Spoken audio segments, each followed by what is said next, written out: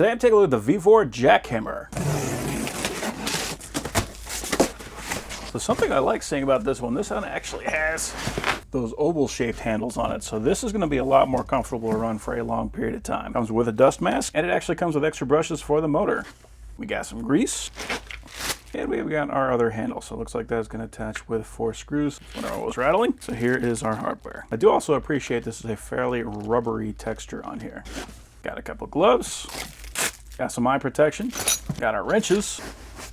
Okay, so here is our spike. And we can see we got a flat on one side. I appreciate they actually gave us a container for this guy. Looks like we also got a chisel tip. So if we want a little bit more control over the direction that we're going, this is going to be the guy we use for that.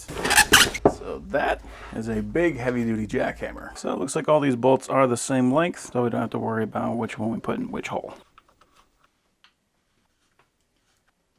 So we got a port right up here for our brush, and if we flip that guy over, we got the same thing here right on the other side. Looks like this is going to be for our oil.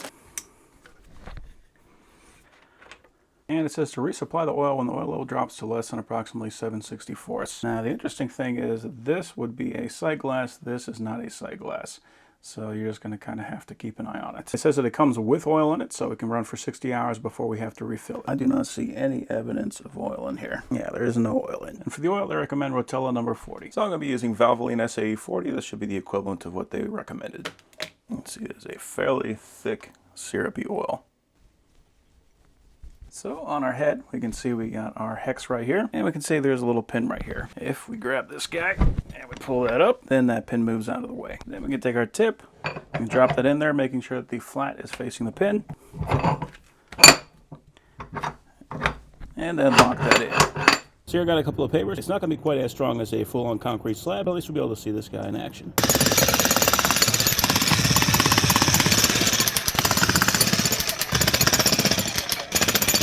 Yeah, one of the things I really like about it right now is just that I can actually pick that guy up by myself and use it. I've dealt with some jackhammers, you gotta have a cart to wheel it out to the work site. You gotta have 2 guys to pick that up, put it back in the truck. That is a very usable jackhammer, so I'm very happy with that.